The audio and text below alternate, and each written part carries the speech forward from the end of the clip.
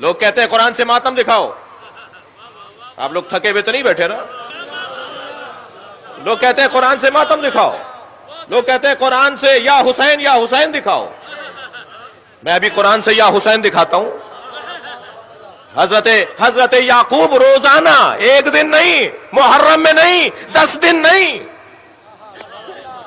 حضرت یعقوب نے سال ہائے سال روزانہ ماتم کیا ہے. اور کس کا ماتم کیا؟ جس کے زندہ ہونے کا یقین تھا. یہ نہیں کہا، یہ نہیں کہا جائے گا کہ زندہ ہو جاوید کا ماتم نہیں کرتے ہیں. زندہ ہو جائے. یہ حضرت یوسف زندہ ہے نا.